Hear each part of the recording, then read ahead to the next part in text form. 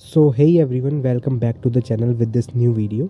आज की इस वीडियो में हम बात करेंगे ग्रैंड टेस्ट के बारे में।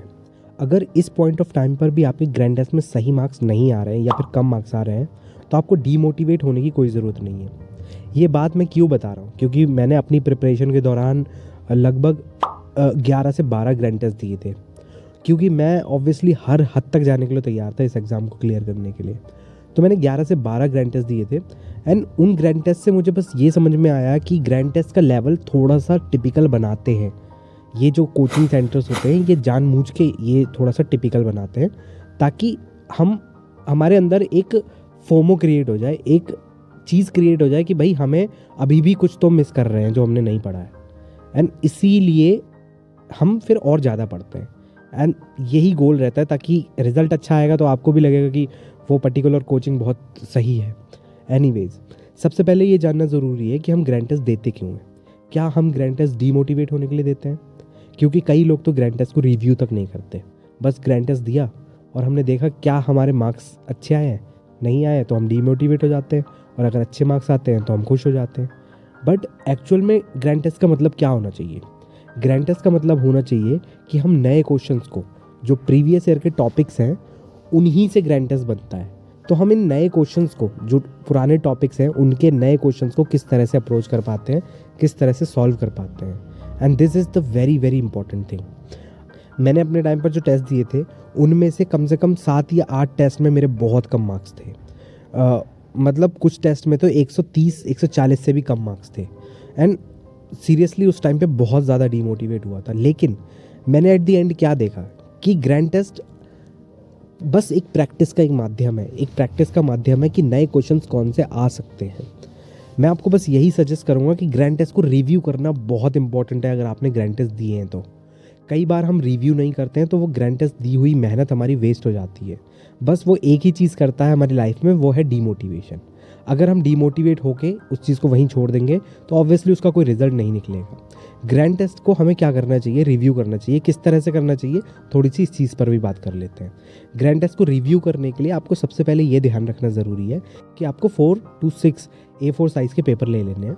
अगर सपोज़ इमेजिन करते हैं आपने 4 ग्रैंड टेस्ट दिए हैं, उन 4 ग्रैंड टेस्ट में से एटलीस्ट आपको इस पॉइंट ऑफ टाइम पे 2 ग्रैंड टेस्ट को रिवाइज करना ही करना है, एक तरह से रिव्यू करना है।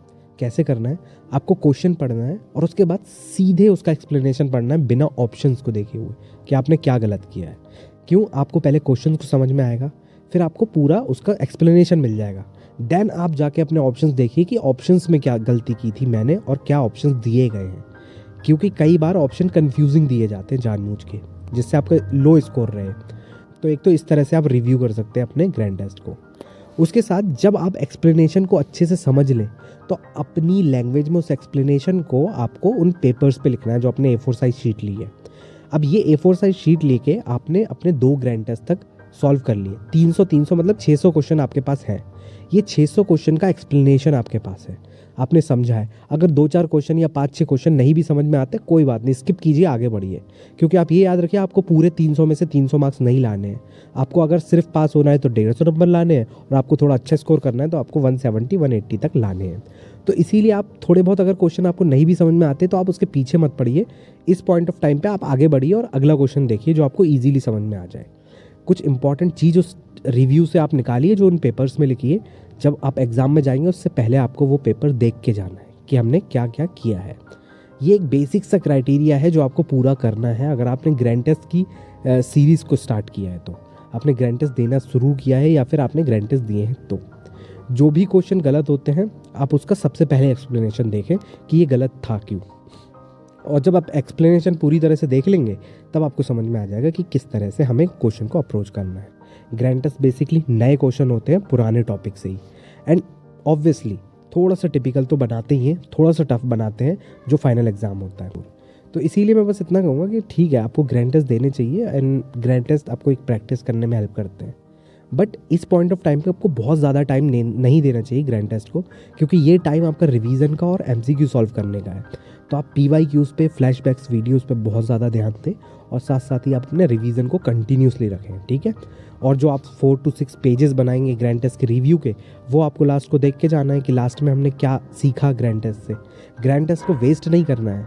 ये ग्रैंड टेस्ट डीमोटिवेशन के लिए हमें बिल्कुल भी नहीं देना है, इससे कुछ ऐड करना है अपनी नॉलेज में, ठीक है। मेरा सजेशन ग्रैंड टेस्ट के लिए बस इतना रहेगा कि आप मैरो के ग्रैंड टेस्ट चालू करें। मैरो का लेवल थोड़ा सेम रहता है अपने एग्जाम से। प्री प्लैडर थोड़ा सा टफ बनाते हैं, थोड़ा टिपिकल और थोड़े से कंफ्यूजिंग क्वेश्चंस और ऑप्शन रहते हैं। बाकी मैरो का मुझे पर्सनली सही लगा। एंड एक चीज़ और मैं आपको ऐड करना चाहूँगा कि हम ग्रैंड टेस्ट को उतना सीरियसली नहीं देते जितना सीरियसली हम फाइनल एग्जाम को देते हैं। हमें ग्रैंड टेस्ट देते देते हमें अपना स्कोर जानने की जल्दी रहती है कि कैसे भी करके बस लास्ट क्वेश्चन आए और हम अपना स्कोर देख पाएंगे कितना किया है हमने। बट ये सोचिए, क्या यही सेम सिचुएशन आपके एग्जाम में होती है? नहीं। उस समय आपको लगता है कि रिजल्ट 1 महीने बाद आने वाला है, हमारा 100% हमें अभी देना है। इसीलिए ग्रैंड टेस्ट को आप बिल्कुल मिमिक नहीं कर सकते फाइनल की तरह, ठीक है। उसमें आपको स्कोर देखने की जल्दी पड़ी रहती है और कई बार तो हम क्या करते हैं ना, बिना क्वेश्चन को पढ़े क्लिक क्लिक क्लिक करके आगे निकाल देते हैं कि बस हमें स्कोर दिख जाए कि हम कहाँ तक पहुँचे। एंड ऑब्वियसली इस चीज़ से तो हमें उतने मार्क्स नहीं मिलेंगे ना। सो यही मेरा सजेशन रहेगा। और फाइनल पेपर ज़रूर पढ़ के जाइए, जो ये सारे फाइनल आप पेजेस बना रहे हैं वो आप पढ़ के ज़रूर जाइए। ये एक हेल्प करता है चीज़ों को कलेक्ट करने में, ठीक है। बाकी यही सब चीज़ें हैं, आप कीजिए। Thank you so much for watching this video.